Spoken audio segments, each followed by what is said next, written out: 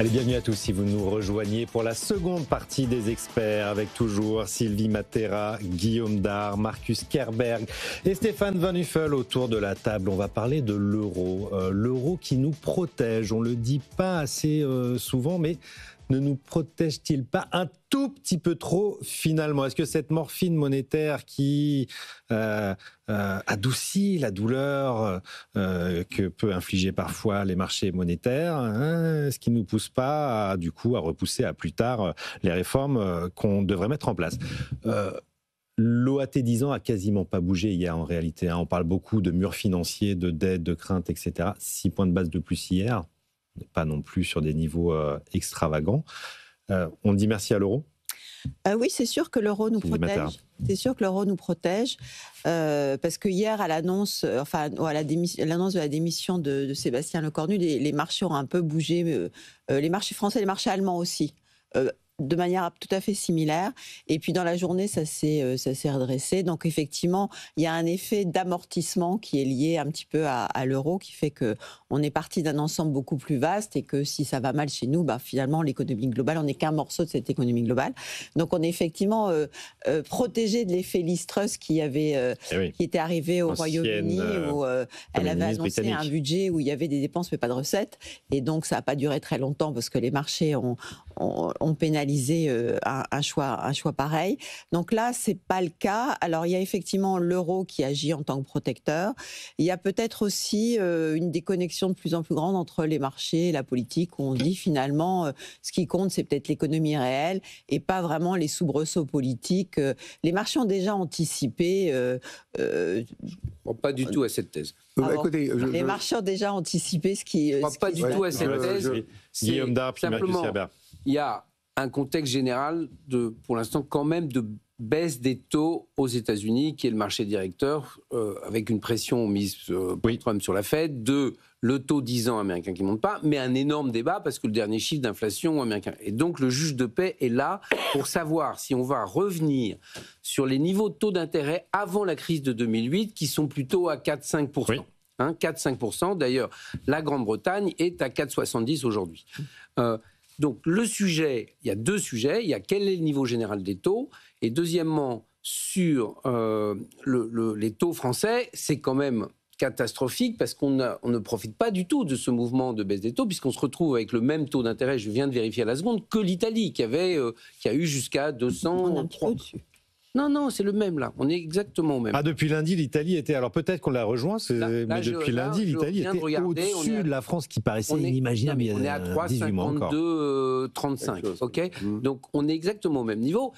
C'est quand même pas un succès fantastique. Mais c'est l'Italie qui a fait beaucoup de progrès. Mais l'Italie a fait des progrès, et nous, on ne peut pas dire qu'on ait fait énormément de progrès. Non, donc la question, pour revenir, c'est les marchés sont très attentifs. C'est la faute à l'euro ou pas? Est-ce qu'il y aura inflation? Et quant à l'euro, c'est clair que ça a été un anesthésiant absolu pour ceux qui ont un peu d'expérience. En 82, en 81-83, une dévaluation. 2 dévaluations, et à la 3e dévaluation, Helmut Kohl appelle François Mitterrand en disant: vous voulez rester avec nous ou pas du tout, François? Et tout d'un coup, on s'est retourné. D'ailleurs, la phase ressemble à l'époque, c'est quand même l'époque de Reagan, Thatcher, de la libéralisation mondiale et libération. Nous, on avait et nous, on était partis vers le modèle communiste en nationalisant tout. Donc, on a une capacité à être à l'envers qui est formidable. Marcus Kerberg. Madame Matera a dit oui, l'euro protège. Je mets ça entre guillemets. Je ne conteste pas la pertinence de votre constat. Mais est-ce que le terme protéger ou protection est bien employé dans ce contexte? Au fond, protecteur ou fossoyeur, c'est la question. De l'euro empêche les Françaises et les Français de voir la réalité. Et les marchés, premièrement, sont très têtus. Vous avez vu le retournement contre la Grèce de la fin 2009 et début 2010. Oui. Deuxièmement, regardez un peu le montant de la dette. 3 300 milliards. C'est absolument pas gérable par le mécanisme de stabilisation européen, le MES, qui a une caisse à peu près de 500 milliards, c'est très très limité. Et deuxièmement, l'instrument auquel la presse française et certains hommes politiques, femmes politiques ont recours le Transmission Protection Instrument de la Banque Centrale Européenne. C'est prévu exactement pour une situation non conforme à celle de la France. C'est-à-dire un pays, sans le mériter, est puni par la spéculation et par un certain nombre d'éléments qui, pour des raisons que j'ignore, mènent à la spéculation contre un certain émetteur. Ce n'est pas le cas. La France mérite d'être punie. Non, je ne dis pas selon ça. Marcus Kerber. Non, je ne dis pas ça. Je n'aime pas le châtiment. Et je ne suis pas venu à ce plateau pour châtier ma chère France. Mais je dis, il ne faut pas se tromper, il ne faut pas utiliser le système de l'euro pour approfondir le déni de la réalité. Stéphane Van Nuffel, puis Sylvie Matera. Juste un mot avant Sylvie, pardon. Je partage partiellement ce qui a été dit quand même, parce que deux choses. D'abord, une première chose, je vais défendre ma corporation, entre guillemets, pour l'instant, et c'est ça la vraie inquiétude qu'il faut surveiller, c'est les chefs d'entreprise, qu'ils soient français, allemands, italiens, peu importe, c'est les chefs d'entreprise aujourd'hui qu'il faut regarder en vrai, parce que pour l'instant, il y a encore de l'économie, il y a encore de la croissance, et si les marchés ne s'inquiètent pas, c'est que les marchés sont pragmatiques, et que pour l'instant, ils soulèvent les capots, ils regardent les bilans, ils regardent les EBITDA, et que ça continue, pour l'instant, à fonctionner. Et même un peu mieux en croissance que les dernières prévisions. Il y a un vrai sujet, je reviens sur mon... il y a un problème sur l'investissement. Et vous allez dans n'importe quelle entreprise, de n'importe quelle ville de 10 000 habitants, le même problème pour une ultra TPE que pour un très grand groupe. Aujourd'hui, ils ne veulent plus investir. Les Français font exactement la même chose puisqu'ils épargnent comme des fous furieux, alors que normalement, ils devraient consommer. Et qu'il suffirait que 2 ou 3 points d'épargne française soient relancés dans le commerce pour que ça crée une inflation qui réglerait pas mal de problèmes de dette. On ne va pas faire un cours d'économie fondamentale. Ça, les gens qui nous écoutent, il y a la moitié, ils ne savent pas de quoi on parle. Mécaniquement, ce n'est pas si grave que ça grâce à l'euro. Alors, je partage partiellement ce que dit Marcus. Évidemment, il ne faut pas que ce soit, vous avez utilisé le bon terme Raphaël, de la morphine, parce que la morphine, on le rappelle, ne soigne pas. Elle évite d'avoir mal. Douleur, donc on ne va pas non plus stopper la morphine, on ne va pas faire le jeu de ceux qui disent l'euro, c'est pas bien. Non, au contraire, parce qu'il y a l'euro, ça a permis à l'Italie de rebondir, ça permet aujourd'hui à la France de ne pas prendre, pardonnez-moi le terme, parce qu'on était un peu sur du martial, un coup de fusil des marchés, très clair, comme dans les années 80, ou l'Angleterre dans les années 70, on a cette chance. Donc maintenant, il faut quand même se relever. Il faut en faire quelque chose. Marcus, je suis obligé, parce que le temps passe et je ne l'avais pas encore fait. Il ne faut pas oublier que ce couple franco-allemand économique et industriel, il était très utile aussi jusque-là à nos camarades allemands. Et que moins la France va bien, moins l'Allemagne va bien. On achetait les produits allemands. Il ne faut pas oublier que quand même, dans les grands clients de consommation de l'Allemagne, il y a quand même la France. Donc il ne faut pas oublier qu'on est liés. Parmi d'autres, Stéphane. Parmi d'autres. Mais je donne un exemple juste pour finir pour nos auditeurs. Le fantasme de la sortie de la France de l'euro met fin, une bonne fois pour toutes, à l'euro. Je ne suis pas sûr que la sortie de l'Italie de l'euro mettrait fin à l'euro. La sortie de la France de l'euro, Sylvie, mettrait fin à la monnaie unique, c'est certain. La question est plutôt, est-ce qu'on va utiliser les fonds du MES ? Est-ce qu'on va utiliser les instruments de la Banque Centrale Européenne qui ne sont pas prévus pour ce cas ? Contrairement à ce que disent les textes, le type est toujours pas mis en vigueur. Oui. Je crois pouvoir vous dire que de la Banque Centrale Européenne. Je suis sûr et certain que Madame Lagarde, qui n'est ni un économiste ni une juriste très affirmée, s'en fichera complètement des limites juridiques. Elle va intervenir en tant que bonne Française, ancienne ministre des Finances. On n'en est pas là non plus, cher Macron, on arrive encore à placer la dette française. Elle est là. Il devient très attractif parce que les Et M. Villeroy de Gallo va faire très certainement une contribution intellectuelle pour justifier une telle démarche. Allez, un peu une fournée. Juste pour terminer. Sylvie Matera. Oui, juste pour terminer ce que j'avais essayé de commencer à dire. Effectivement, je pense que c'est temporaire, cette protection de l'euro, que c'est parce que pour l'instant, les marchés regardent l'économie réelle, mais qu'il faut quand même faire quelque chose. Et juste pour revenir sur cette espèce de fantasme d'intervention de la Banque Centrale Européenne, effectivement, elle a un instrument pour intervenir, mais qui n'est pas du tout adapté, je suis d'accord avec vous, à la situation française, puisque c'est pour prévenir une mauvaise transmission de la politique monétaire au sein de la zone euro en raison de facteurs externes, mais pas du tout en raison de facteurs politiques internes. Voilà. Au contraire, la Banque centrale n'est pas là pour venir contrer les décideurs politiques. Donc c'est pas du tout ce cas-là. Et en plus, dans cet instrument, il est explicitement précisé qu'il ne doit pas intervenir dans le cas d'un pays qui est sous une procédure de déficit excessif de la Commission européenne, ce qui est le cas de la France. Oui. Donc, ce nouvel instrument n'est pas du tout fait pour nous. Maintenant, est-ce que la BCE n'interviendra jamais ? Je pense que de toute façon, sa mission principale est effectivement de défendre, de protéger contre l'inflation et de défendre la stabilité des prix. Cela étant, Madame Lagarde ne peut pas le faire tout seul. Elle a un conseil de gouverneurs. Ça fait pas part de c'est les marchés. Le jour où on nous prêtera plus, le problème sera réglé. Voilà. On est juste là-dessus. On n'est pas sur la Banque centrale européenne. Si on veut prendre un peu de distance sur la situation, il y a un livre extraordinaire à lire qui sont les dépêches des ambassadeurs de Venise à la Cour de France de 1785 à 1797. Donc, les ambassadeurs de Venise faisaient des études économiques très précises, bien meilleures que celles de tous les autres. Et donc, en 86, ils disent c'est incroyable, la France arrive encore à émettre alors que sa situation financière est très mauvaise. 87, ils disent là, il commence à y avoir un débat sur la réalité du déficit. On croit rêver, c'est les mêmes situations. Et ils disent, et quand même, ils arrivent à passer en 87. En 88, là, en août 88, ça ne passe plus. Et le Parlement, c'est-à-dire la justice, dit au roi, nous ne vous autorisons pas à emprunter, sauf, et donc c'était déjà un débat juridique, à convoquer les États généraux, ce à quoi Louis XVI hésite un peu à répondre oui. Et on va le faire, et ouverture des États généraux, le 5 mai 1789, Louis XVI dit, à mon avènement, le pays était déjà très endetté. À la suite du Covid, non, à la suite d'une guerre, notre endettement a monté massivement, c'est la guerre d'indépendance des États-Unis. Oui. Et on a été obligé de monter les impôts. Et donc, il y a un très gros débat sur la répartition. Et je compte sur vous pour nous donner une position éclairée et intelligente pour résoudre le problème. Donc, c'est vous dire à quelle vitesse tout d'un coup ça va. Ça se détériore très fortement à un moment. Et moi, je remercie les Allemands. Si la France tient aujourd'hui, c'est parce que c'est le crédit de l'Allemagne et de la Hollande à qui ça doit faire moins plaisir. Voilà. Et n'oubliez pas le compte commun qu'on a, qui est le Target 2, dans lequel, pour l'instant, la France tient à moins de 100 milliards, mais l'Allemagne est à plus 1000 milliards. Donc, les taux français à un niveau raisonnable, c'est grâce à l'Allemagne. Donc, on a intérêt, en tout cas, à ce qu'il y ait une bonne entente entre la France et l'Allemagne dans la phase suivante. Elle existe aujourd'hui, Marcus Kerber. On peut, après tout ce éloge sur l'Allemagne, quand même conclure d'une façon un peu plus réaliste sur la réalité des choses du système euro.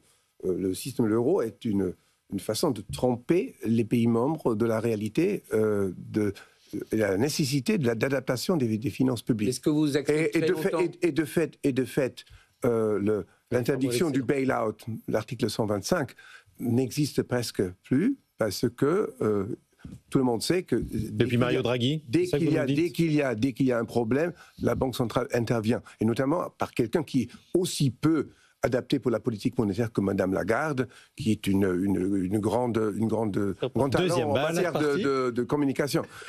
Alors donc, je pense l'euro est un système pour fausser la concurrence entre émetteurs. Alors, on ne peut pas, nous le savons, de l'époque du socialisme dans les pays de l'Est, on ne peut pas très longtemps continuer comme ça. À un moment donné, c'est la vérité. Oui. Et à partir du moment où les marchés pensent qu'ils ont l'interprétation de la vérité, ils attaquent. Et ils sont très têtus. Oui, mais notre chance... Ce n'est pas ça que je souhaite. Nous avons déjà assez de problèmes géopolitiques. Mais je dirais, les gens qui ont dit il faut créer l'euro comme de l'or, c'est l'accomplissement du marché commun. Non, du côté français, c'était surtout l'ambition compréhensible d'abolir la Deutsche Mark et de s'échapper de ce boulet qui est à l'hégémonie monétaire allemande. Mais ce système peut très bien péter dans un avenir très proche. Alors, sauf que les Européens, ils sont très attachés aujourd'hui, Marcus Kerber. L'establishment. Et pourquoi ils ne pètent pas ? Vous avez la Grande en Allemagne et l'opposition contre l'euro est un tout petit peu endormie. Mais vous savez, j'ai fait une douzaine de recours au tribunal constitutionnel. Le recours contre le programme PEPP est toujours pendante, comme on dit, depuis 4 ans. Et le combat juridique est un combat à longue haleine. Stéphane Vonifeld, puis Guillaume Dard. Pardon Guillaume, juste, je suis obligé de mitiger un peu ce propos quand même, parce que Guillaume excuse-moi, mais je l'ai dit, c'est un cheval de bataille depuis 10 ans. Ce système de l'euro, Marcus, n'est pas... Il y a une responsabilité aussi, je ne vais pas dire que de l'Allemagne, mais de certains pays de l'Europe qui avaient un choix d'économie de l'offre, c'est peut-être notre tort à nous Français de ne pas l'avoir fait, d'avoir fait, pendant que d'autres faisaient trop de déficit, trop d'excédents. Et dans le pacte de stabilité, on ne dépasse pas -3, on n'est pas censé dépasser +3. Donc je suis désolé de le rappeler, c'est pas pour pointer du doigt. Il y a une responsabilité de certaines économies. Là, pardon Marcus, on parle de l'Allemagne et on les remercie d'être là aujourd'hui, mais aussi une certaine forme de stabilité qui a été créée en Allemagne suite à la réunification il y a 30 ans, qui a été, faut pas se mentir, 35 ans, a été financée fondamentalement par cette force de l'Europe et donc de l'euro. C'est vrai. Et beaucoup par la France. Erreur à nous. On n'a pas fait que pour battre le Deutsche Mark. Et beaucoup par la France. On a créé l'euro aussi. Il y avait un vrai front franco-allemand qui voulait que l'Allemagne redevienne une puissance mondiale. Elle l'est redevenue. Et j'avoue que certaines années, quand vous voyez des excédents à 5-6% aux Pays-Bas, en Allemagne, il y a un déséquilibre qui va donc peser sur la Grèce, l'Italie, l'Espagne et la France. Mais c'est pas pour montrer du doigt, c'est pour dire qu'il y a un jeu d'équilibre. On est tous dans le même bateau. Donc il faut savoir à un moment donné le rappeler. Mais pourquoi est-ce que ça tient globalement Guillaume Darry, on revient à vous, Marcus. Pourquoi est-ce que ça tient globalement une puissance mondiale. Nous sommes un nain. Voilà, ensemble. Et pourquoi est-ce que Guillaume Darry, Paul Mitterrand, il voulait qu'on soit ensemble. S'il vous plaît. Pardon. Guillaume Darry, on laisse parler Guillaume et puis Sylvie. Alors, pourquoi est-ce que ça tient globalement ? C'est parce qu'en fait, il n'y a nulle part où aller, puisque les États-Unis sont à peu près dans la même situation d'endettement que la France. On a vu ce qui s'est passé supérieur, au début de l'année, quand il y a eu le programme Doge. On voit qu'il y a eu des résultats, mais que finalement, on a préféré faire un big beautiful budget, c'est-à-dire accélérer les monts. Le Japon, la nouvelle Premier ministre hier a dit non, on ne va pas monter les taux et donc on dépense. Et néanmoins, il y a un canari dans la mine. Vous le savez, Raphaël, c'est qu'est-ce qui montre actuellement qu'en fait, il y a une inquiétude énorme par rapport à toute cette dette ? C'est l'or. C'est l'or. L'or au record. Le Bitcoin qui retire. Qui vient de passer les $4 000. Ça veut dire quel est le risque du système ? C'est à quel moment, tout d'un coup, il y aura cette fuite devant la monnaie va s'accélérer. Et c'est un phénomène très grave. Donc, sachant que l'or n'est pas productif, on le rappelle. Mais l'or a conservé sa valeur sur le long terme. Et ça ne crée rien. On danse sur un volcan, Sylvie Matera. Pas vexer les différents nationalismes, mais quand même, l'objectif de l'euro, c'était pas de protéger les uns ou les autres. Il faut quand même avoir une vision positive de cette construction. C'est de créer un marché unique qui soit de taille suffisante pour rivaliser avec les autres grands marchés. Et donc l'euro, c'était censé être un point de départ, pas un point d'aboutissement, ce qui devrait aller vers davantage d'harmonisation économique, budgétaire, fiscale. Bon, on en est super loin, ça c'est vrai. Mais il ne faut pas chantier perdre à moitié ça de terminé. vue parce que autrement, on a tous nos réflexes nationaux qui en fait n'ont pas de sens dans cet esprit de construction de l'euro. Et quand on dit mobiliser l'épargne aujourd'hui pour l'investissement productif, il faut réfléchir à l'échelle européenne. Tout ce qu'on voudrait faire, c'est mobiliser l'épargne européenne pour faire des investissements au niveau de l'Europe. Donc je pense qu'il faut essayer. On attend toujours désespérément l'union des marchés de capitaux. De raisonner au niveau national. Je veux dire, en plus, aujourd'hui, ça nous console parce que quand même, quand on regarde au niveau national, on se désole de la situation actuelle. Donc il vaut mieux essayer de regarder dans un environnement plus large et d'avoir plus d'espoir pour cette construction européenne qui aujourd'hui nous protège. Je précise, Sylvie, que c'était le sens de mon propos. Je redis, je ne montre pas du... Non, mais je montre pas du doigt l'Allemagne. Je dis, on est tous dans le même bateau. Ouais, c'est sûr. Justement, c'est ça la force de l'euro. Il faut que le bateau ne coule pas. Marcus Kerber. Il ne coule pas, Guillaume, en fait. Quand on est tous ensemble, il ne coule pas. Et on pourrait être... C'est ce que Mario Draghi, quand même, semble dire, qu'on est en train de disparaître de la carte de l'économie mondiale. Il faut que des petits bateaux coulent pour que certains gens comprennent que la crise qu'ils ont créée eux-mêmes est de leur ressort et de leur seul ressort. Dans le cas de la Grèce, je n'aurais pas hésité un instant à sortir la Grèce de la zone euro, indépendamment des conséquences.